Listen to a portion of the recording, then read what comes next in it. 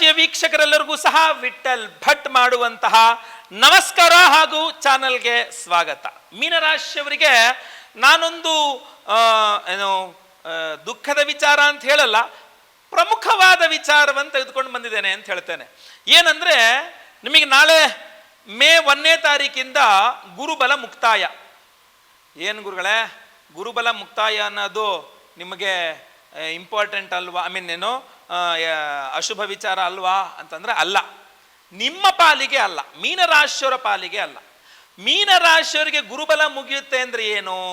ಗುರುಗ್ರಹ ಕೃತ್ತಿಕಾ ನಕ್ಷತ್ರ 1ನೇ ಪಾದ ಮೇಷರಾಶಿಯಲ್ಲಿದ್ದ ನಿಮಗೆ ಗುರುಬಲ ಇತ್ತು. 2ನೇ ಮನೆ ಗುರು ಆದ್ರಿಂದ ನಿಮಗೆ ಗುರುಬಲ ಇತ್ತು. ಅಲ್ಲಿಂದ ಕೃತ್ತಿಕಾ ನಕ್ಷತ್ರ 2ನೇ ಪಾದ ವೃಷಭ ರಾಶಿಗೆ ಮೇ 1ನೇ ತಾರೀಕು ಹೋಗ್ತಾನೆ. ಅಂದ್ರೆ ದ್ವಿತೀಯದಿಂದ ತೃತೀಯಕ್ಕೆ ಗುರು ಸಂಚಾರ. ಆದ್ರಿಂದ ಮೀನರಾಶಿಯವರಿಗೆ ತುಂಬ ದುಃಖಿಸುವ ವಿಚಾರ ಅಲ್ಲ ಇದು. ಆದರೆ ಪ್ರಮುಖವಾದ ವಿಚಾರ, ಕೆಲವಿಷ್ಟು ಬದಲಾವಣೆಗಳು, ಪ್ರಮುಖವಾದ ಬದಲಾವಣೆಗಳಾಗಲಿದೆ. ಅದು ಏನು ಅನ್ನುವಂಥದ್ದು ನೀವು ಅರ್ಥ ಮಾಡ್ಕೊಳ್ಬೇಕು. ಪ್ರಾಮುಖ್ಯತೆಗಳು ಬದಲಾವಣೆಗಳಾಗಲಿದೆ. ಇಲ್ಲಿಯ ತನಕ ಗುರುಬಲದಿಂದಾಗಿ ನಿಮ್ಮ ಜೀವನದ ಮೇಲೆ, ನಿಮ್ಮ ಜೀವನದ ನಿತ್ಯ ಜೀವನದಲ್ಲಿ ಏನು ಪ್ರಭಾವಗಳು ಬೀರ್ತಾ ಇತ್ತೋ ಆ ಪ್ರಭಾವಗಳಲ್ಲಿ ಬದಲಾವಣೆ ಆಗುತ್ತೆ, ಬೇರೆ ಬೇರೆ ಕಡೆ ಕಾನ್ಸಂಟ್ರೇಟ್ ಆಗುತ್ತೆ. ಓಕೆ, ಸೊ ಇದ್ರ ಬಗ್ಗೆ ಗಮನಿಸಬೇಕು. ತೃತೀಯದಲ್ಲಿ ಇರ್ತಕ್ಕಂಥ ಗುರು ಪೂರ್ಣ ದೃಷ್ಟಿ ಭಾಗ್ಯಸ್ಥಾನದ ಮೇಲೆ ಇರ್ತದೆ. ಭಾಗ್ಯಸ್ಥಾನದ ಮೇಲೆ ಗುರುದೃಷ್ಟಿ ಅಂತಂದ್ರೆ ನೀವು ಗಮನಿಸಬೇಕು, ಮೀನರಾಶಿಯವರು ಯಾವ ರೀತಿಯಲ್ಲಿ ಅಂದ್ರೆ ಶುಭವನ್ನೇ ಹೇಳಬೇಕು, ತುಂಬ ಅಶುಭವನ್ನೇನು ಹೇಳಕ್ಕಾಗಲ್ಲ. ಗುರುಬಲ ಮುಕ್ತಾಯ ಅನ್ನೋದೊಂದು ಬಿಟ್ರೆ ನಿಮಗೆ ತುಂಬ ಅಶುಭ ಫಲ ಏನಲ್ಲ ಇದು.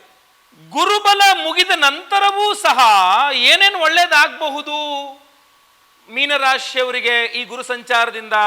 ಬಹಳ ಇಂಟ್ರೆಸ್ಟಿಂಗ್ ಆಗಿರ್ತಕ್ಕಂಥದ್ದು ಇದು. ನೋಡಿ, ನಿಮ್ಮ ರಾಶ್ಯಾಧಿಪತಿ ಹಾಗೂ ಕರ್ಮಾಧಿಪತಿ ತೃತೀಯದಲ್ಲೋಗಿ ಭಾಗ್ಯವನ್ನು ವೀಕ್ಷಣೆ ಮಾಡ್ತಾನೆ, ಪೂರ್ಣ ದೃಷ್ಟಿ. ಆದ್ರಿಂದ ಗುರುಬಲ ಮುಗಿದರೂ ಸಹ ನಿಮಗೆ ಉದ್ಯೋಗದ ವಿಚಾರದಲ್ಲಿ ಅದೃಷ್ಟವಶಾತ್ ಕೆಲವಿಷ್ಟು ಬದಲಾವಣೆಗಳಾಗಲಿದೆ. ಮೀನರಾಶಿಯವರು ಏನೇನು ಜಾಬ್ ಮಾಡ್ತಿರ್ತೀರಲ್ಲ, ಒಂದು ಅದೃಷ್ಟದ ಬದಲಾವಣೆ, ಒಂದು ಸಂತೋಷ, ದೊಡ್ಡ ಪ್ರಮಾಣದಲ್ಲಿ ನಾನು ಹೇಳಲ್ಲ, ಬಟ್ ತಕ್ಕ ಮಟ್ಟಿಗೆ ತುಂಬ ಖುಷಿ ಪಡುವಂತಹ ಒಂದು ಬದಲಾವಣೆಯನ್ನ ನೀವು ಮೀನರಾಶಿಯವರು ಉದ್ಯೋಗದ ವಿಚಾರದಲ್ಲಿ ಕಾಣಬಹುದು. ಒಂದು ಚಿಕ್ಕ ಪ್ರಮಾಣದಲ್ಲಿ ಸ್ಯಾಲ್ರಿ ಹೈಕ್ ಆಗ್ಬೋದು, ಒಂದು ಅನಿರೀಕ್ಷಿತವಾಗಿ ನಿಮ್ಮ ಜಾಬ್ ರಿಲೇಟೆಡ್ ಆಗಿ ನಿಮ್ಮ ಆಫೀಸಲ್ಲೆಲ್ಲೋ ಹೊರ ದೇಶಕ್ಕೋ ಹೊರ ಜಾಗಕ್ಕೋ ಒಂದು ಟೂರ್, ಅಂದರೆ ಕೆಲಸನೋ ಏನೋ ಕಾರ್ಯ, ಏನೋ ಸ್ವಾಮಿ ಕಾರ್ಯ ಸ್ವಕಾರ್ಯ ಅನ್ನೋ ಥರ ಒಂಥರ ಟೂರ್ ಥರ ಎಲ್ಲರೂ ಒಂದು ಕಡೆ ಕೆಲಸಕ್ಕೆ ಕಳಿಸ್ಬಹುದು ನಿಮ್ಮನ್ನು. ಅಲ್ಲಿ ಕೆಲಸ ಮಾಡ್ಕೊಂಡು ಬಾ, ಜೊತೆ ಬೇಕಾದ್ರೆ ಒಂದು ಸ್ವಲ್ಪ ತಿರ್ಗಾಡ್ಕೊಂಡು ಬಾ ಅನ್ನೋ ಥರ. ಅಥವಾ ಒಂದೇನೋ ಒಂದು ಬೋನಸ್ ಕೊಡಬಹುದು, ಒಂದೇನೋ ಚಿಕ್ಕ ಪ್ರಮೋಷನ್ ಕೊಡಬಹುದು, ಒಂದಿಷ್ಟು ಜವಾಬ್ದಾರಿಗಳು, ಸ್ವಲ್ಪ ಹೆಸರು ಬರ್ತಕ್ಕಂಥ ಜವಾಬ್ದಾರಿಗಳು ಕೊಡಬಹುದು. ಅದೃಷ್ಟವಶಾತ್ ಇದೆಲ್ಲವೂ ಸಹ ಅನಿರೀಕ್ಷಿತವಾಗಿ ಅದೃಷ್ಟವಶಾತ್ ಉದ್ಯೋಗ ಕ್ಷೇತ್ರದಲ್ಲಿ ನಿಮಗೆ ಅಂದರೆ ಮೀನರಾಶಿಯವರಿಗೆ ಸಿಗ್ತಕ್ಕಂತಹ ಒಂದು ವಿಚಾರ. ನಿರುದ್ಯೋಗಿ ಮೀನರಾಶಿಯವರಿಗೂ ಸಹ ಅದೃಷ್ಟವಶಾತ್ ಒಂದು ಜಾಬ್ ಸಿಕ್ಬಿಡುತ್ತೆ. ಗುರುಬಲ ಮುಗಿದ ಮೇಲೂ ಸಹ ನೀವು ಇನ್ನೂ ನಿರುದ್ಯೋಗಿಯಾಗೇ ಇದ್ದೀರಾ ಅಂತಾದರೆ ಮೇ 1ನೇ ತಾರೀಕಿನ ನಂತರ ಅದೃಷ್ಟವಶಾತ್ ಒಂದು ಜಾಬ್ ಸಿಗುತ್ತೆ. ನಿಮ್ಮ ಎಜುಕೇಷನ್ಗೆ ನೀವು ಎಕ್ಸ್ಪೆಕ್ಟ್ ಮಾಡಿದ ಸ್ಯಾಲ್ರಿಗೆ ಆ ಲೆವೆಲ್ಗೆ ಅದು ಇರಲ್ಲ. ಆದರೆ something is better than nothing ಅನ್ನೋ ಥರ ಏನು ಮಾಡ್ಕೊಂಡಿದೀಯ ಅಂದರೆ ಖಾಲಿ ಕೂತ್ಕೊಂಡಿದ್ದೀನಿ ಅಂತ ಅನ್ಸ್ಕೊಳ್ಳೋ ಬದಲಾಗಿ ಜಾಬಿಗೆ ಹೋಗ್ತಾ ಇದ್ದೀನಿ ಅಂತ ಹೇಳ್ಕೋಬೋದು ಅಲ್ವಾ? ಎಷ್ಟು ಡ್ರಾ ಮಾಡ್ತಾ ಇದ್ದೀರಾ ಅನ್ಬೇಕಾದ್ರೆ ಇನ್ನೂ ಜಾಸ್ತಿ ಸಿಕ್ಕಿದಾಗ ಜಂಪ್ ಮಾಡ್ಕೊಳ್ಳೋಣ ಬೇಕಾರೆ ಅಂತ ಅನ್ಬೋದು. ಸೊ ಈ ವರ್ಷನೂ ನಿಮಗೆ ಗುರುಬಲ ಇಲ್ಲ, ಮುಂದಿನ ವರ್ಷನೂ ನಿಮಗೆ ಗುರುಬಲ ಇಲ್ಲ. ನೆನ್ಪಿಟ್ಕೊಳ್ಳಿ, 2 ವರ್ಷ ಗುರುಬಲ ಇರಲ್ಲ ನಿಮಗೀಗ. ಮೇ 1ನೇ ತಾರೀಕಿಂದ ಗುರುಬಲ ಹೋಯ್ತು ಅಂದರೆ 2 ವರ್ಷ ಗುರುಬಲ ಇರಲ್ಲ. ಅದರ ನಂತರ 3ನೇ ವರ್ಷದಿಂದ 2026 ಮೇಯಿಂದ ಆಚೆ ನಿಮಗೆ ಗುರುಬಲ ಶುರುವಾಗೋದು. ಸೊ ಬಟ್ ಈ ಪರ್ಟಿಕ್ಯುಲರ್ ಟೈಮ್ ಇದೆಯಲ್ಲ, ಇದು ನಿಮಗೆ ಖಂಡಿತವಾಗಿ ಅನುಕೂಲವಾದ ಟೈಮೇ ಆಗಿರುತ್ತೆ. ನೆಗೆಟಿವ್ಸ್ ಏನಂತ ಜಾಸ್ತಿ ಆಗಲ್ಲ ಗುರುಬಲ ಮುಗಿದ್ರು ಸಹ. ಸೊ ಜಾಬ್ ವಿಚಾರ ಆಯ್ತು. ನೆಕ್ಸ್ಟ್, ವ್ಯಾಪಾರಾದ ವಿಚಾರಗಳಲ್ಲಿ ಅಷ್ಟೆಲ್ಲ ಜಾಸ್ತಿ ಪ್ರಮಾಣದಲ್ಲಿ ಪ್ರಾಫಿಟ್ ಕೊಡಲ್ಲ, ಬಟ್ ತಕ್ಕ ಮಟ್ಟಿಗೆ ಸ್ಟಾಪ್ ಲಾಸ್ ಆಗುತ್ತೆ. ದೊಡ್ಡ ಪ್ರಮಾಣದಲ್ಲಿ ಲಾಸ್ ಆಗೋದಲ್ಲ, ಲಾಸ್ ಪ್ರಮಾಣ ಕಡಿಮೆ ಆಗ್ಬಿಡುತ್ತೆ. ಅಂದರೆ ಯಾವ ಲಾಸನ್ನು ನೀವು ತಡೆದುಕೊಳ್ಬಹುದೋ, ಇಷ್ಟು ಲಾಸ್ ಆದ್ರೆ ನಾನು ತಡ್ಕೊಂತೀನಿ ಬಿಡು ಅಂತ, ಸೊ ಆ ಪ್ರಮಾಣದಲ್ಲಿ ಲಾಸ್ ಆಗುತ್ತೆ. ಆದರೂ ಇಲ್ಲ ಅಂದರೆ ಪ್ರಾಫಿಟಿನ ಪ್ರಮಾಣ ಸ್ವಲ್ಪ 10 ರೂಪಾಯಿ ಪ್ರಾಫಿಟ್ ಆಗೋ ಜಾಗದಲ್ಲಿ 3 ರೂಪಾಯಿ 4 ರೂಪಾಯಿ ಈ ಥರ ಪ್ರಾಫಿಟ್ ಮಾರ್ಜಿನ್ ತುಂಬ ಕಡಿಮೆ ಆಗ್ಬಿಡುತ್ತೆ. ಬಟ್ ಏನೋ ಹೋಗ್ತಾ ಇರಬೇಕು, the play should go on ಅನ್ನೋ ಥರ ಹೋಗ್ತಾ ಇರತ್ತೆ ಮುಂದೆ. ನೆಕ್ಸ್ಟ್ ಇದು ವ್ಯಾಪಾರ ಉದ್ಯೋಗ ಆಯ್ತಲ್ವಾ. ನೆಕ್ಸ್ಟು ಪಿತ್ರಾರ್ಜಿತ ಆಸ್ತಿ ವಿಚಾರಗಳಲ್ಲಿ ಮಾತ್ರ ಬಹಳ ಪ್ರಮುಖವಾಗಿ ಸಹಾಯ ಮಾಡುತ್ತೆ ಈ ಗುರು ಗೋಚಾರ. ಪಿತ್ರಾರ್ಜಿತ ಆಸ್ತಿ ನಿಮಗೆ ಸಿಗುವಂಥ ವಿಚಾರದಲ್ಲಿ ನೀವು ಇದು ಗುರುಬಲ ಮುಗಿದ ಮೇಲೆ ಪ್ರಯತ್ನ ಮಾಡಿ ಅಂತ ಹೇಳ್ತೀನಿ, ಅಂದರೆ ಮೇ ನಂತರನೇ ಪ್ರಯತ್ನ ಮಾಡಿ ಅಂತ ಹೇಳ್ತಾರೆ. ಯಾಕೆಂದರೆ ರಾಷ್ಟ್ರಾಧಿಪತಿಯಾಗಿ ತೃತೀಯದಲ್ಲಿದ್ದು ಭಾಗ್ಯವನ್ನು ನೋಡ್ತಾನೆ. ಆದ್ದರಿಂದ ಪಿತ್ರಾರ್ಜಿತ ಆಸ್ತಿಗೆ ವಿಚಾರಗಳಲ್ಲಿ ಮೀನರಾಶಿಯವರಿಗೆ ಮೇ 1ನೇ ತಾರೀಕಿನ ನಂತರ ತುಂಬ ಅನುಕೂಲಗಳಾಗತ್ತೆ, ಕ್ಲಾರಿಟಿ ಸಿಗುತ್ತೆ. ನಿಮಗೆ ಏನು ಸಿಗುತ್ತೆ, ಎಷ್ಟು ಸಿಗುತ್ತೆ ಅನ್ನೋದು ಕ್ಲಾರಿಟಿ ಸಿಗುತ್ತೆ. ನಿಮ್ಗೆ ಅದು ಇಷ್ಟ ಆಗಲಿಲ್ಲ ಅಂದರೆ ನೀವು ಮತ್ತೆ ಪುನಃ ಕೂತ್ಕೊಂಡು ನನಗೆ ಇದು ಬೇಡ ಅದು ಬೇಕು ಅಥವಾ ಇಷ್ಟು ಬೇಡ ಇಷ್ಟು ಬೇಕು ಇದೆಲ್ಲ ಕೂತ್ಕೊಂಡು ಮಾತಾಡ್ಕೊಂಡು ಅನುಕೂಲವಾಗಿ ನಿಮಗೆ ಅನುಕೂಲವಾಗುವ ರೀತಿಯಲ್ಲಿ ನೀವು ಅದನ್ನು ಸಾರ್ಟ್ ಔಟ್ ಮಾಡ್ಕೋಬಹುದು, ಜಗಳ ಮನಸ್ತಾಪಗಳಿಲ್ಲದಂಗೆ. ಇದು ಒಳ್ಳೆಯದಾಗತ್ತೆ. ನೆಕ್ಸ್ಟ್, ತಂದೆಯವರಿಗೇನಾದರೂ ಅನಾರೋಗ್ಯ ಇದ್ದರೆ ಅಥವಾ ನಿಮಗೆ ನಿಮ್ಮ ತಂದೆಯವರ ನಡುವೆ ಏನಾದರೂ ಭಿನ್ನಾಭಿಪ್ರಾಯಗಳು ಮನಸ್ತಾಪಗಳಿದ್ರೆ ಮೀನರಾಶಿಯವರಿಗೆ ಅದನ್ನು ಕೂಡ ಸರಿ ಮಾಡಿಕೊಳ್ಳೋಕೆ ಮೇ 1ನೇ ತಾರೀಕಿಂದ ಆಚೆಗೆ ಖಂಡಿತವಾಗಿ ಅನುಕೂಲವಾಗುತ್ತೆ. ನೀವು ಪ್ರಯತ್ನ ಮಾಡಬೇಕು, ಗುರುವಿನ ಆರಾಧನೆ ಮಾಡಬೇಕು, ಪ್ರಯತ್ನ ಮಾಡಬೇಕು, ಪರಿಹಾರ ಮಾಡ್ಕೊಳ್ಬೇಕು, ಪ್ರಯತ್ನ ಮಾಡ್ತಾ ಇರಬೇಕು. ಆವಾಗ ಖಂಡಿತವಾಗಿ ನಿಮಗಿದು ಅನುಕೂಲಕರವಾಗಲಿದೆ ಆಯ್ತಲ್ವಾ. ಸೊ ಈ ಥರ ಹಲವಾರು ವಿಚಾರಗಳಲ್ಲಿ ಇದು ನಿಮಗೆ ಅನುಕೂಲವಾಗುತ್ತೆ. ನೆಕ್ಸ್ಟ್, ವಿವಾಹದ ವಿಚಾರದಲ್ಲಿ ಒಂದು ಚಿಕ್ಕ ಅದೃಷ್ಟ ಕೊಡ್ಬೋದು. ಇದು 9ನೇ ಮನೆಗೆ ಗುರುದೃಷ್ಟಿಯಾದ್ದರಿಂದ ಗುರುಬಲ ಏನು ಇದು ತನಕ ಇತ್ತು ಅದಕ್ಕೆ ಸಪ್ತಮಕ್ಕೆ ಗುರುದೃಷ್ಟಿ ಇರಲಿಲ್ಲ. ಆದರೆ ಈಗ 9ನೇ ಮನೆಗೆ ಗುರುದೃಷ್ಟಿ ಬರ್ತದೆ. ಸೊ ಆದ್ರಿಂದ ಈ ಒಂದು ಗುರು ಗೋಚಾರ ಮೀನರಾಶಿಯವರಿಗೆ ಗುರುಬಲ ಮುಗಿದರೂ ಸಹ ವಿವಾಹದ ವಿಚಾರದಲ್ಲಿ ಅನುಕೂಲ ಮಾಡಿ ಕೊಡಬಹುದು.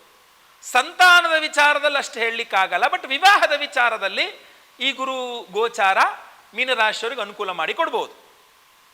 ಸರ್ ಮದುವೆನೇ ಆಗಲ್ಲ ಅನ್ಕಂಡೆ, ಅನಿರೀಕ್ಷಿತವಾಗಿ ಯಾವುದೋ ಒಂದು ಕಡೆ ಸೆಟ್ ಆಗೋಯ್ತು, ಓಕೆ ಪರವಾಗಿಲ್ಲ, ನನಗೆ ಈಗ ಏಜ್ ಆಗೋಯ್ತು, ಯಾವುದೋ ಒಂದು ನಮ್ಗೆ ಒಟ್ಟ ಮದುವೆ ಆದರೆ ಸಾಕು ಅನ್ನಂಗೆ ಆಗ್ಬಿಡುತ್ತಲ್ಲ. ಸೊ ಈ 30, 32, 33 ಎಲ್ಲ ಕ್ರಾಸ್ ಆಗ್ತಾ ಇದ್ದೀರಾ ನೀವು ಲೈಫಲ್ಲಿ ಅಂದರೆ ಅದು ನೆಕ್ಸ್ಟ್ ಅದೇ ಡೈಲಾಗ್ಗೆ ಹೋಗಿ ಎಂಡ್ ಆಗುತ್ತೆ, ಅದು ಮದುವೆ ಆದರೆ ಸಾಕು ಅಂತ.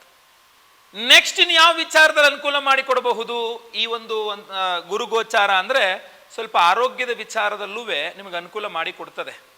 ಅಂದರೆ ರಾಹು ನಿಮಗೆ ಆರೋಗ್ಯ ಹಾಳು ಮಾಡ್ತಾನೆ, ನಿಮ್ಮ ರಾಶಿಯಲ್ಲೇ ಇರ್ತಾನೆ ರಾಹು, ಬಟ್ ಗುರು ಉತ್ತಮವಾಗಿರ್ತಾನೆ. ಆದ್ದರಿಂದ ಸ್ವಲ್ಪ ಗುರು ಅಂದರೆ ತಕ್ಷಣ ಅಲ್ಲ, ಒಂದು 2 ತಿಂಗಳು 3 ತಿಂಗಳು ಹೋದ ಮೇಲೆ ಅಂದರೆ ಮೇ 1ನೇ ತಾರೀಕು, ಮೇ ಜೂನ್ ಜುಲೈ ನಂತರ ಅಂದ್ಕೊಳ್ಳಿ, ಸ್ವಲ್ಪ ನಿಧಾನವಾಗಿ ಆರೋಗ್ಯ ವೃದ್ಧಿಯತ್ತ ಹೋಗ್ತೀರಾ. ನೀವು ಹಾಳಾದ ಆರೋಗ್ಯದಿಂದ ಸರಿಯಾಗುವ ರೀತಿಯಲ್ಲಿ ಆರೋಗ್ಯದ ಕಡೆ ಹೋಗ್ತೀರಾ.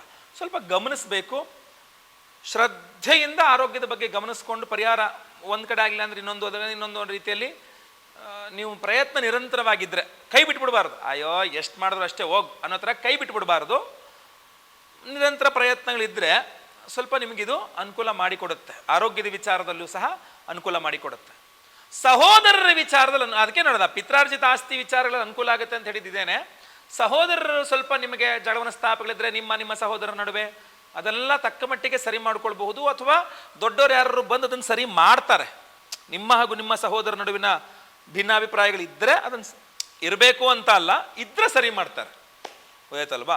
ಸೊ ಹೀಗೆ ಮೀನರಾಶಿಯವರಿಗೆ ಗುರುಬಲ ಮುಗಿದರೂ ಸಹ ಹಲವಾರು ವಿಚಾರಗಳಲ್ಲಿ ಈ ಗುರುವಿನ ಸಂಚಾರ ನಿಮಗೆ ಅನುಕೂಲಕರವಾದ ವಾತಾವರಣವನ್ನ ಕೊಡುತ್ತೆ ಈ ಎಲ್ಲ ವಿಚಾರಗಳಲ್ಲಿ. ಆದರೆ ಅದು ಅನುಕೂಲ ಮಾಡಿಕೊಡುತ್ತೆ ಅಂತಂದ್ರೆ ನಿಮ್ಮ ಪ್ರಯತ್ನ ಬೇಕು, ಪರಿಹಾರ ಮಾಡ್ಕೊಳ್ಬೇಕು, ಗುರುವಿನ ಆರಾಧನೆ ಜಾಸ್ತಿ ಮಾಡಬೇಕು. ಮಾಡ್ದಂಗೂ ನಿಮಗಿದು ಅನುಕೂಲ ಆಗತ್ತೆ. ಸರ್ಕಾರಿ ಉದ್ಯೋಗಿಗಳಲ್ಲಿರ್ತಕ್ಕಂಥ ಮೀನರಾಶಿಯವ್ರಿಗೂ ಅಷ್ಟೇ, ನಿರುದ್ಯೋಗಿನ ಮಾತಾಡ್ತಾ ಇಲ್ಲ, ಸರ್ಕಾರಿ ಉದ್ಯೋಗದಲ್ಲಿರ್ತಕ್ಕಂತಹ ಈಗ ಏನೋ ಒಳ್ಳೊಳ್ಳೆ ಪೋಸ್ಟ್ಗಳಿದ್ದಾರೆ, ಗೌರ್ಮೆಂಟ್ ಇದರಲ್ಲಿ ಒಳ್ಳೊಳ್ಳೆ ಪೋಸ್ಟ್ಗಳಿದ್ದಾರೆ, ನೀವು ಮೀನರಾಶಿಯವರು ಅಂದರೆ ನಿಮಗೂ ಅಷ್ಟೇ ಒಂದು ಸ್ವಲ್ಪ ಉತ್ತಮವಾದಂತಹ ಸಮಯ ಆಗ್ಬೋದು ಇದು, ಇವತ್ತಲ್ವಾ. ಇಂಟರ್ನಲ್ ಪ್ರಾಬ್ಲಮ್ಸ್ಗಳೆಲ್ಲ ಸಾಲ್ವ್ ಮಾಡ್ಕೊಂಡು ನೀವು ಮುಂದುವರಿಲಿಕ್ಕೆ ಸ್ವಲ್ಪ ನಿಮ್ಗೆ ಅನುಕೂಲವಾಗ್ತದೆ ಮೀನರಾಶಿಯವರಿಗೆ. ಸೊ ಇದೆಲ್ಲ ಪರಿಹಾರಗಳ ಮೂಲಕ ಆಗ್ತಕ್ಕಂಥದ್ದು. ಪರಿಹಾರ ಏನು? ಈ ಗುರುಗೋಚಾರ ಫಲ ಗುರುಬಲ ಮುಗಿದೋಯ್ತು, ಮುಂದೆ ಪರಿಹಾರ ಏನು? ಗುರುವಿನ ಆರಾಧನೆ ಮಾಡಿಕೊಂಡ್ರೆ ಇದೆಲ್ಲ ಸಿಗುತ್ತೆ. ಸೊ ಇದೆಲ್ಲ ಸಿಗ್ಲಿಕ್ಕೆ ಏನು ಪರಿಹಾರ, ಏನು ಗುರು ಆರಾಧನೆ ಏನು ಮಾಡಬೇಕು ಗೊತ್ತಾ? ಪರಿಹಾರಗಳ ವಿಚಾರಕ್ಕೆ ಬಂದಾಗ ಹಲವಾರು ರೀತಿಯ ಪರಿಹಾರಗಳಿರುತ್ತೆ. ಪ್ರತಿನಿತ್ಯ ಮಾಡಿಕೊಳ್ಳುವಂತಹ ಪರಿಹಾರ, ವಾರಕ್ಕೆ ಒಮ್ಮೆ ಮಾಡಬಹುದಾದಂತಹ ಪರಿಹಾರ, ತಿಂಗಳಿಗೊಮ್ಮೆ ನೀವು ಮಾಡಿಕೊಳ್ಳಬಹುದಾದ ಪರಿಹಾರ, ಬಹಳ ವಿಶೇಷವಾಗಿ ಆರಂಭದಲ್ಲಿಯೇ ಗುರುಗೋಚಾರದ ಆರಂಭದಲ್ಲಿಯೇ ಮಾಡಿಕೊಳ್ಳಬೇಕಾದ ಪರಿಹಾರ, ಈ ಥರ ವಿಭಿನ್ನವಾದ ಪರಿಹಾರಗಳಿರುತ್ತೆ. ನಿತ್ಯ ಆರಾಧನೆ, ನಿತ್ಯ ಪ್ರತಿ ದಿವಸ ಮಾಡಿಕೊಳ್ಳಬಹುದಾದ ಪರಿಹಾರಗಳಲ್ಲಿ ಏನು ಬರ್ತದೆ? ಪ್ರತಿದಿನ ನೀವು ಗುರುಗ್ರಹದ ಅಷ್ಟೋತ್ತರವನ್ನ ಪಠಿಸ್ತಕ್ಕಂಥದ್ದು. ಎವ್ರಿ ಡೇ ಬೆಳಗ್ಗೆ ಎದ್ದು ಸ್ನಾನ ಆದಮೇಲೆ ಗುರುಗ್ರಹದ ಅಷ್ಟೋತ್ತರ ಪಠನೆ. ಎರಡನೇದಾಗಿ ದತ್ತಾತ್ರೇಯ ವಜ್ರ ಕವಚ ಸ್ತೋತ್ರ, ಇದನ್ನ ಪಠನೆ. ಇದೆರಡೇ ಸಾಕು. ಗುರುಗ್ರಹದ ಅಷ್ಟೋತ್ತರ, ದತ್ತಾತ್ರೇಯ ವಜ್ರ ಕವಚ ಸ್ತೋತ್ರ, ಇದು ಎರಡನ್ನ ನೀವು ಪ್ರತಿದಿನ ಪಠನ ಮಾಡಿದ್ರೆ, ಓದ್ಕೊಂಡ್ರಿ ಅಂತ ಆದ್ರೆ ನಿಮಗೆ ಗುರುದೋಷಗಳೆಲ್ಲ ಪರಿಹಾರವಾಗಲಿಕ್ಕೆ ಅನುಕೂಲ, ಖಂಡಿತವಾಗಿ. ಅದರಲ್ಲಿ ಮತ್ತೆ ಅನುಮಾನವೇ ಬೇಡ. ಪ್ರತಿದಿನ ಮಾಡಬಹುದಾದ ಪರಿಹಾರ. ಇನ್ನು ವಾರಕ್ಕೆ ಒಮ್ಮೆ ಮಾಡಬಹುದಾದ ಪರಿಹಾರ, ವಾರಕ್ಕೊಮ್ಮೆ ನೀವು ಮನೆ ಹತ್ತಿರದಲ್ಲಿ ಯಾರು ದತ್ತಾತ್ರೇಯ ಸ್ವಾಮಿಯ ದೇಗುಲ ಇದ್ರೆ ಅಲ್ಲಿ ವಾರಕ್ಕೊಮ್ಮೆ ಹೋಗಿ ಕಾಲು ನೋವು ಬರೋ ತನಕ ಪ್ರದಕ್ಷಿಣೆ ಮಾಡಿ ಒಂದು ಅರ್ಚನೆ ಮಾಡಿಸ್ಕೊಂಡು, ಅದರಲ್ಲೂ ಅರಿಶಿನ ಬಣ್ಣದ ಹೂಗಳಲ್ಲಿ ಅರ್ಚನೆ ಮಾಡಿಸಿ, ತುಂಬ ಅನುಕೂಲ. ದತ್ತಾತ್ರೇಯ ಸ್ವಾಮಿ ದೇವಸ್ಥಾನ ಇಲ್ರಿ ಅಂತಂದ್ರೆ ಯಾವುದೇ ದೇವಸ್ಥಾನದಲ್ಲಿ ನವಗ್ರಹ ಇದ್ದೇ ಇರುತ್ತಾ? ಗುರುವಾರ ನವಗ್ರಹಗಳಲ್ಲಿ ಪ್ರದಕ್ಷಿಣೆ. ಅದರಲ್ಲಿ ಮಧ್ಯದಲ್ಲಿ ಸೂರ್ಯ ಇದ್ರೆ ಸೂರ್ಯನ ಎಡಗೈ ಇರುತ್ತಲ್ಲ, ಎಡಭಾಗ, ಆ ಭಾಗದಲ್ಲಿ ಮಧ್ಯದಲ್ಲಿ ಇರ್ತಕ್ಕಂಥ ಗ್ರಹವೇ ಗುರುಗ್ರಹ. ಸೊ ಆ ಗುರುಗ್ರಹಕ್ಕೆ ವಾರಕ್ಕೊಮ್ಮೆ ಗುರುವಾರಗಳಲ್ಲಿ ಫಲಪಂಚಾಮೃತ ಅಭಿಷೇಕ, ಅರಿಶಿನ ಬಣ್ಣದ ಹೂವಿನಲ್ಲಿ ಅರ್ಚನೆ ನೀವು ವಾರಕ್ಕೊಮ್ಮೆ ಮಾಡಬಹುದು. ಇಲ್ಲ ತಿಂಗಳಿಗೊಮ್ಮೆ ಗುರುವಾರನಾರು ಅದನ್ನು ಮಾಡಬಹುದು. ತಿಂಗಳಿಗೊಮ್ಮೆ ಗುರುವಾರ 9 ತಿಂಗಳು 12 ಅಂದರೆ ಈ ಮುಂದಿನ ವರ್ಷ ಏಪ್ರಿಲ್ ತನಕ, ಮೇ ತನಕ ಪ್ರತಿ ತಿಂಗಳು ಒಮ್ಮೆ ಗುರುವಾರ ಅರಿಶಿನ ಬಣ್ಣದ ವಸ್ತ್ರದಲ್ಲಿ ಕಡಲೆಕಾಳು 1-1.5 kg ಕಡಲೆಕಾಳು ಗಂಟು ಹಾಕಿ ಕೊಡುವುದು. ತಿಂಗಳಿಗೊಮ್ಮೆ ಮಾಡಬಹುದಾದ ಪರಿಹಾರ. ಮನೆ ಹತ್ತಿರದ ದತ್ತಾತ್ರೇಯ ದೇವಸ್ಥಾನ ಇದ್ರೆ ಗುರುವಾರ ಹೋಗಿ ಬನ್ನಿ. ಅಥವಾ ಗುರು ರಾಘವೇಂದ್ರ ಸ್ವಾಮಿಗಳ ದೇಗುಲ ಇದ್ರೆ ಗುರುವಾರ ಹೋಗಿ ಬನ್ನಿ. ಗುರುವಾರ ಒಂದು ಒಪ್ಪತ್ತು, ಒಂದು ಇಡೀ ದಿವಸ ಅಲ್ಲ, ಒಂದು ಒಪ್ಪತ್ತು ಉಪವಾಸ, ಒಂದು ಹೊತ್ತು, ಒಪ್ಪತ್ತು ಅಂದ್ರೆ ಒಂದು ಹೊತ್ತು ಉಪವಾಸ ಇದ್ರೆ ತುಂಬಾ ಅನುಕೂಲ. ಅದು ನಿಮ್ಗೆ ಏನಾದ್ರು ಶುಗರು, BP ಇನ್ನೊಂದು ಆರೋಗ್ಯ ಬಾಧೆಗಳಿದ್ರೆ ಬೇಡ. ಆರೋಗ್ಯಪೂರ್ಣರಾಗಿದ್ದೀರಾ ಅಂತ ಆದರೆ ಒಂದು ಹೊತ್ತು ಉಪವಾಸ ಮಾಡಬಹುದು. ಗುರುವಿನ ಹೆಸರು ಹೇಳಿಕೊಂಡು ವಾರಕ್ಕೊಂದು ದಿವಸ ಗುರುವಾರ ಒಂದು ಹೊತ್ತು, ಬೆಳಗ್ಗೆ ಅಲ್ಲದೆ ಮಧ್ಯಾಹ್ನ ಅಥವಾ ಸಾಯಂಕಾಲ ರಾತ್ರಿ, ಅದು ಒಂದು ಹೊತ್ತು ಉಪವಾಸ ಮಾಡುವಂಥದ್ದು. ಆ ಸಮಯದಲ್ಲೂ ಅನಿವಾರ್ಯವಾದರೆ ಹಾಲು ಕುಡಿಬಹುದು, ಹಣ್ಣು ತಿನ್ನಬಹುದು. ಅನ್ನ, ಈರುಳ್ಳಿ, ಬೆಳ್ಳುಳ್ಳಿ, ನಾನ್ ವೆಜ್ ಇತ್ಯಾದಿಗಳನ್ನೆಲ್ಲ ವರ್ಜ್ಯ, ಬಿಟ್ಟುಬಿಡೋದು. ಇಡೀ ದಿನ ಗುರುವಾರ ತಿನ್ನಬಾರ್ದು. ಈ ರೀತಿಯಲ್ಲಿ ಮಾಡಬಹುದು. ಇನ್ನು ಇದಲ್ಲದೆ ಇನ್ನೇನು ಮಾಡಬಹುದು ಅಂತಂದ್ರೆ ಅಶ್ವತ್ಥ ವೃಕ್ಷ ಪ್ರದಕ್ಷಿಣೆ. ಅಶ್ವತ್ಥ ಮರ ಇರುತ್ತಲ್ಲ, ಗುರುವಾರ 9 ಅಥವಾ 18 ಪ್ರದಕ್ಷಿಣೆಗಳನ್ನ ಆ ಅಶ್ವತ್ಥ ವೃಕ್ಷಕ್ಕೆ ಮಾಡಿ, ಅಶ್ವತ್ಥ ವೃಕ್ಷದ ಬುಡದಲ್ಲಿ ಸ್ವಲ್ಪ ನೀರನ್ನು ಹಾಕಿ ಅರ್ಶಿನ ಕುಂಕುಮ ಕಾಂಡಗಳಿಗೆ ಹಚ್ಚಿ ಬೇರುಗಳಿಗೆ ನಮಸ್ಕಾರ ಮಾಡಿಕೊಂಡು ಬರತಕ್ಕಂಥದ್ದು. ಅಲ್ಲಿ ಫುಲ್ ರಾಡಿ ಮಾಡಿಬಿಡಬಾರ್ದು, ಕುಂಕುಮ ಅರ್ಶಿನ ಎಲ್ಲ ಹಾಕಿ ಸುಮ್ಮನೆ ಒಂದು ಚಿಟಿಕೆ ಅಷ್ಟು ಹಚ್ಚಿ ನಮಸ್ಕಾರ ಮಾಡ್ಕೊಂಡು ಬರತಕ್ಕಂಥದ್ದು. ಆಯ್ತಾ? ಪ್ರದಕ್ಷಿಣೆ ಮಾಡೋದು ಬಹಳ ಮುಖ್ಯ, ನೀರು ಹಾಕ್ತಕ್ಕಂಥದ್ದು ಬಹಳ ಮುಖ್ಯ. ಯಾವುದೇ ಕಾರಣಕ್ಕೂ ಗುರುವಾರಗಳಲ್ಲಿ ಅಶ್ವತ್ಥವನ್ನ ಮುರಿಬೇಡಿ, ಕೀಳಬೇಡಿ, ನೆನಪಿಟ್ಕೊಳ್ಳಿ, ಮತ್ತೆ ದೋಷ ಜಾಸ್ತಿ ಆಗ್ಬಿಡುತ್ತೆ. ಇನ್ನೇನು ಮಾಡಬಹುದು ಗುರುಗಳೇ ಅಂತಂದ್ರೆ ಬಹಳ ಮುಖ್ಯವಾಗಿ ಗುರು ಶಾಂತಿ. ಇಲ್ಲಿ ಇನ್ನೂ ಒಂದು ಮಾಡಬಹುದು ನೀವು. ಗುರು ವರ್ಷಕ್ಕೊಮ್ಮೆ ಅಥವಾ ಒಂದ್ಸಲಕ್ಕಾರು ಅರ್ಜೆಂಟ್, ಈಗ ಮೇ ತಿಂಗಳು ಹೆಂಗಿದ್ರು ಇದಾಗುತ್ತೆ, ಅದರಿಂದ ಮೇ ತಿಂಗಳು ರಜೆ ಇರ್ತವೆ, ಆದ್ರಿಂದ ಅರ್ಜೆಂಟಾಗಿ ನೀವು ಯಾವ್ದಾದ್ರು ಗುರು ಸನ್ನಿಧಾನಗಳಿಗೆ ಹೋಗಿ ಬರತಕ್ಕಂಥದ್ದು. ಮಂತ್ರಾಲಯ ಹೋಗಿ ಬನ್ನಿ, ಗಾಣಗಾಪುರ ಹೋಗಿ ಬನ್ನಿ, ಅಥವಾ ಸಿರಸಿನಲ್ಲಿ ನಮ್ಮ ಶ್ರೀಧರ ಸ್ವಾಮಿಗಳ ಆಶ್ರಮ ಇದೆ, ಹೋಗಿ ಬನ್ನಿ. ಇದೆಲ್ಲ ಜೊತೆಗೆ ನೀವು ನಿಮ್ಮ ಕುಲಗುರುಗಳು, ಕುಲ ಮಠ ಅಂತಿರುತ್ತೆ. ನಿಮ್ಮ ಯಾವ ಜನಾಂಗದವರು ನೀವು, ನಿಮಗೊಂದು ಗುರುಮಠ, ಗುರುಪೀಠ ಅಂತಿರುತ್ತೆ. ಅಲ್ಲಿಗೆ ಹೋಗಿ ಗುರುಗಳ ಪಾದಪೂಜೆಯನ್ನು ಮಾಡಿ ಗುರುಗಳಿಗೆ ಯಥಾಶಕ್ತಿ ನೀವು ಸಮರ್ಪಣೆಯನ್ನ, ವಸ್ತ್ರ, ಆಮೇಲೆ ಗುರುಗಳಿಗೆ ವಸ್ತ್ರ ಆಗಿರಬಹುದು, ಹಣ್ಣಾಗಿರಬಹುದು ಎಲ್ಲ ಸಮರ್ಪಣೆ ಮಾಡಿಕೊಂಡು ನಿಮ್ಮ ಕೈಲಿ ಯಥಾಶಕ್ತಿ ದಕ್ಷಿಣೆಯನ್ನು ಗುರುಗಳಿಗೆ ಕೊಟ್ಟು ನಮಸ್ಕಾರ ಮಾಡಿ ಗುರುಗಳಿಂದ ಮಂತ್ರಾಕ್ಷತೆಯನ್ನು ಪಡೆದುಕೊಂಡು ಬರತಕ್ಕಂಥದ್ದು ಕೂಡ ಅದ್ಭುತವಾದಂಥ ಪರಿಹಾರ. ಇದೆಲ್ಲದಕ್ಕಿನ್ನ ಒಂದು ವಿಶೇಷವಾದ ಪರಿಹಾರ ಇದೆ. ಅದು ನಾವು 1ನೇ ತಾರೀಕು ಅಂದ್ರೆ ಮೇ 1ನೇ ತಾರೀಕು ಗುರು ಸಂಚಾರವಾಗ್ತಾ ಇದೆ ಅಂದ್ರೆ ಅದಕ್ಕಿಂತ ಕರೆಕ್ಟಾಗಿ ಒಂದು ವಾರದ ಮುಂಚೆ, ಅಂದ್ರೆ ಏಪ್ರಿಲ್ 23ನೇ ತಾರೀಕು ಮಂಗಳವಾರ ಚೈತ್ರ ಹುಣ್ಣಿಮೆ, ಚೈತ್ರ ಮಾಸದ ಹುಣ್ಣಿಮೆ. ಅವತ್ತಿನ ದಿವಸ ನಮ್ಮ ಯಾಗಶಾಲೆಯಲ್ಲಿ ನಾವು ಸಹಸ್ರ ಗುರು ಶಾಂತಿ ಹೋಮವನ್ನು ಮಾಡ್ತಾ ಇದ್ದೇವೆ. ಇದು ಬಹಳ ಅಳೆದು ತೂಗಿ ಯೋಚನೆ ಮಾಡಿ ಅವತ್ತಿನ ದಿವಸ ಇದನ್ನಿಟ್ಟಿದ್ದೇನೆ ನಾನು. ಯಾಕೆ ಅಂತಂದ್ರೆ ಈಗ ಆಲ್ರೆಡಿ ಗುರುಬಲ ಇದ್ದು ಗುರುಬಲವನ್ನ ಕಳೆದುಕೊಳ್ತಾ ಇರತಕ್ಕಂಥವ್ರಿಗೂ ಆ ದಿನ ಮಾಡ್ತಕ್ಕಂಥದ್ದು ಗುರುಬಲ ಇದ್ದಾಗ ದೇವತಾರಾಧನೆ ಆದಂಗಾಯ್ತು. ಈಗ ಮುಂದೆ ಗುರುಬಲ ಪಡಿತಕ್ಕಂಥವ್ರಿಗೂ ಸಹ ಸರಿಯಾಗಿ ಆ ಗುರುವಿನ ಆರಾಧನೆ ಮಾಡಿಕೊಂಡು ಗುರುಬಲವನ್ನು ಎಂಟ್ರಿ ಮಾಡ್ಕೊಂಡಂಗಾಯ್ತು. ಮಧ್ಯದಲ್ಲಿ ವಿಚಿತ್ರ ಫಲ ಇರತಕ್ಕಂಥವ್ರಿಗೂ ಈಗ ಮಾಡಿದ್ರು ಆಗುತ್ತೆ, ನಂತರ ಮಾಡಿದ್ರು ಆಗುತ್ತೆ, ಅದರಿಂದ ಅವ್ರಿಗೂ ಅಡ್ಜಸ್ಟ್ ಆಗುತ್ತೆ. ಸೊ ಬಹಳ ಅಳೆದು ತೂಗಿ ಯೋಚನೆ ಮಾಡಿ ಈ ಒಂದು ಪ್ರಮುಖವಾದಂತಹ ಸಮಯ ಅಂದ್ರೆ ಏಪ್ರಿಲ್ 23ನೇ ತಾರೀಕು ಚೈತ್ರ ಹುಣ್ಣಿಮೆ, ಅವತ್ತಿನ ದಿವಸ ನಮ್ಮ ಯಾಗಶಾಲೆಯಲ್ಲಿ ನಾವು ಸಹಸ್ರ ಗುರು ಶಾಂತಿ ಹೋಮ 1008 ಸಂಖ್ಯೆಯಲ್ಲಿ ಗುರುಗ್ರಹಕ್ಕೆ ನಾವು ವಿಶೇಷವಾಗಿ ಹೋಮವನ್ನು ಮಾಡ್ತಾ ಇದ್ದೇವೆ.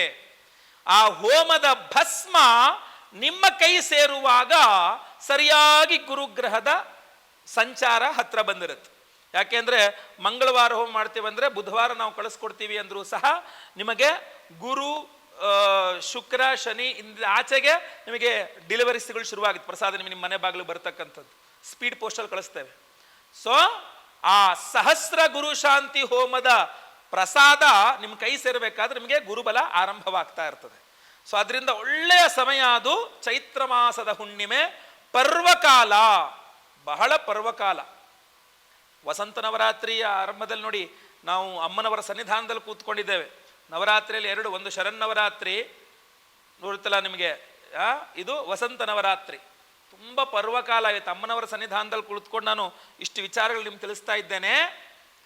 ಸಂಕಲ್ಪ ಸೇವೆಗೆ ಹೆಸರು ಕೊಟ್ಕೊಳ್ಳಿ. 1008 ಸಂಖ್ಯೆಯಲ್ಲಿ ಗುರುಗ್ರಹಕ್ಕೆ ಸಹಸ್ರ ಗುರು ಶಾಂತಿ ಹೋಮವನ್ನು ಮಾಡಿ ಪ್ರತಿಯೊಬ್ಬರಿಗೂ ಸಹ ಕನಕವರ್ಣಿಕಾ ಅನ್ನುವಂಥ ವಿಶೇಷವಾದಂತಹ ಈ ಸ್ಕ್ರೀನ್ ಮೇಲೆ ಕಾಣಿಸ್ತಾ ಇರತಕ್ಕಂಥ ರತ್ನವನ್ನ ನಿಮಗೆಲ್ಲರಿಗೂ ಸಹ ಸಂಕಲ್ಪ ಸೇವಾ ಪ್ರಸಾದವಾಗಿ ನಿಮಗೆ ಕೊಡ್ತಾ ಇದ್ದೇವೆ.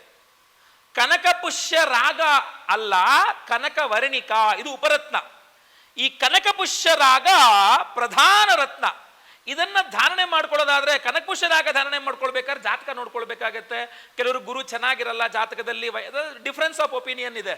ಸೊ ಸಮಸ್ಯೆ ಆಗ್ಬಿಡ್ಬೋದು, ಅದು ತುಂಬಾ ಕ್ಯಾಲ್ಕುಲೇಟಿವ್ ಆಗಿರ್ಬೇಕಾಗ್ತದೆ. ಆದರೆ ನಾವು ಕೊಡುವ ಕನಕವರ್ಣಿಕಾ ಉಪರತ್ನ ಹಾಗಲ್ಲ, ಪ್ರತಿಯೊಬ್ಬರೂ ಧಾರಣೆ ಮಾಡ್ಕೊಳ್ಬಹುದು.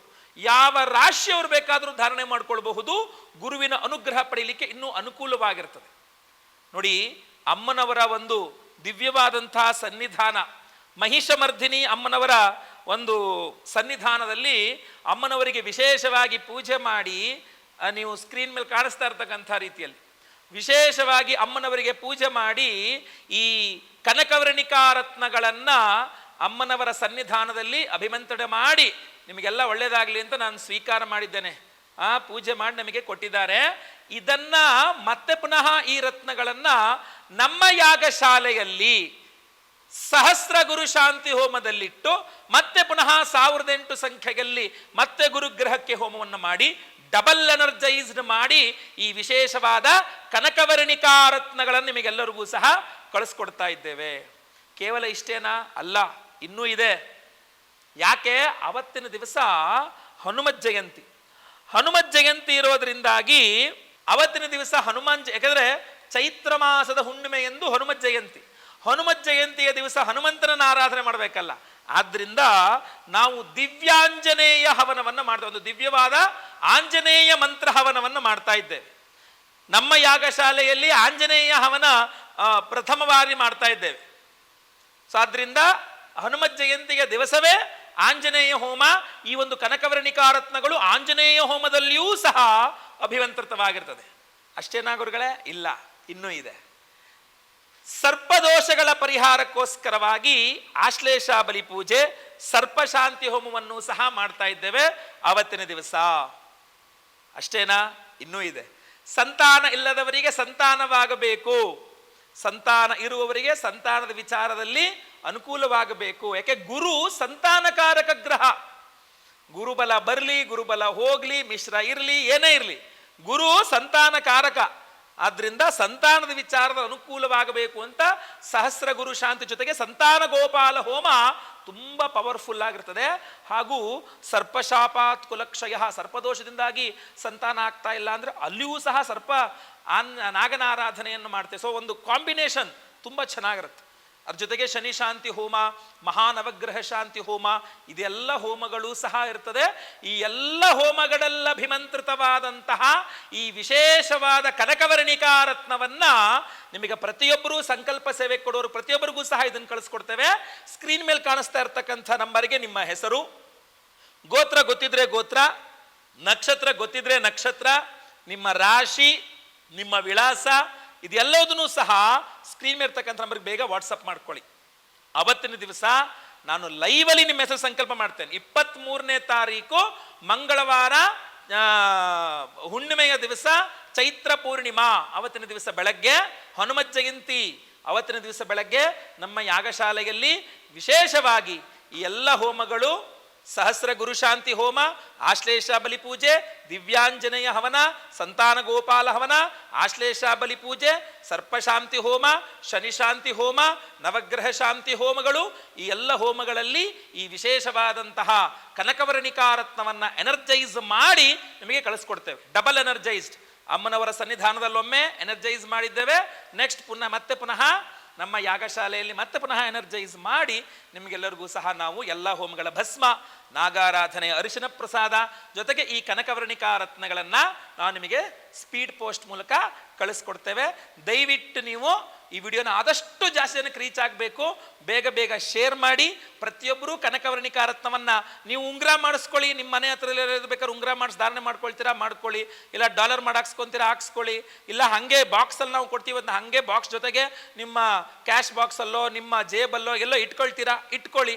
ಖಂಡಿತ ಅನುಕೂಲವಾಗುತ್ತೆ. ಗುರುವಿನ ಅನುಗ್ರಹ ಸಂಪೂರ್ಣವಾಗಿ ಸಿಗುತ್ತೆ. ಯಾವುದೇ ಸೈಡ್ ಎಫೆಕ್ಟ್ಸ್ ಇಲ್ಲ. ಕನಕವರ್ಣಿಕಾ ಒರಿಜಿನಲ್ ಕನಕವರ್ಣಿಕಾ ರತ್ನವೂ ಸಿಗುತ್ತೆ, ಉಪರತ್ನ ಇದು. ಹಾಗೂ ನಿಮಗೆಲ್ಲ ಹೋಮಗಳ ಭಸ್ಮನೂ ಸಿಗುತ್ತೆ, ನಾಗಾರಾಧನೆ ಅರ್ಶನ ಸಿಗುತ್ತೆ. ಸೊ ಸಿಂಪಲ್ ಪರಿಹಾರವನ್ನು ಹೇಳಿದ್ದೇನೆ, ವಿಶೇಷ ಪರಿಹಾರ ಹೇಳಿದ್ದೇನೆ. ಸಂಕಲ್ಪ ಸೇವೆಗೆ ಹೆಸರು ಕೊಟ್ಟವರು ಸ್ಕ್ರೀನ್ ಮೇಲ್ತಕ್ಕಂಥ ನಂಬರ್ಗೆ ನಿಮ್ಮ ವಿವರಗಳನ್ನು ವಾಟ್ಸಪ್ ಮಾಡ್ಕೊಳ್ಳಿ. ಲೈವಲ್ಲಿ ನಿಮ್ಮ ಹೆಸರುಗಳು ಸಂಕಲ್ಪ ಆಗುತ್ತೆ. ಎಲ್ಲ ಹೋಮಗಳು ಲೈವ್ ನೋಡ್ತೀರಾ. ಪ್ರಸಾದ ನಿಮಗೆ ಸ್ಪೀಡ್ ಪೋಸ್ಟಲ್ಲಿ ಬಂದು ಸೇರಲಿದೆ. ಒಳ್ಳೆಯದಾಗಲಿ. ವಿಡಿಯೋ ಇಷ್ಟ ಆದರೆ ದಯವಿಟ್ಟು ಲೈಕ್ ಮಾಡ್ಲಿಕ್ಕೆ ಮರಿಬೇಡಿ. ವಾಟ್ಸಪ್, ಫೇಸ್ಬುಕ್, ಮೆಸೆಂಜರ್ ಎಲ್ಲ ಕಡೆ ಸಾಮಾಜಿಕ ಜಾಲತಾಣಗಳಲ್ಲಿ ಈ ವಿಡಿಯೋನ ಶೇರ್ ಮಾಡ್ಲಿಕ್ಕೆ ಮರಿಬೇಡಿ. ನೀವು ಸಬ್ಸ್ಕ್ರೈಬ್ ಮಾಡ್ಕೊಳ್ಳಿಲ್ಲ ಅಂದರೆ ಕೆಳ ಸಬ್ಸ್ಕ್ರೈಬ್ ಅಂತ ಬಟನ್ ಇರುತ್ತೆ, ಸಬ್ಸ್ಕ್ರೈಬ್ ಮಾಡ್ಕೊಳ್ಳಿ. ಬೆಲ್ ಬಟನ್ ಬರುತ್ತೆ, ಬೆಲ್ ಬಟನ್ ಕ್ಲಿಕ್ ಮಾಡಿ ಆಲ್ ಅಂತ ಮಾಡ್ಲಿಕ್ಕೆ ದಯವಿಟ್ಟು ಮರಿಬೇಡಿ. ಮುಂದಿನದಲ್ಲಿ ಮತ್ತೆ ಪುನಃ ಸಿಗ್ತಾನೆ. ಎಲ್ಲರಿಗೂ ಸಹ ಒಳ್ಳೆಯದಾಗಲಿ. ಲೋಕ ಸಮಸ್ತ ಸುಖಿನೋ ಭವಂತು. ನಾರಾಯಣ ನಾರಾಯಣ ನಾರಾಯಣ.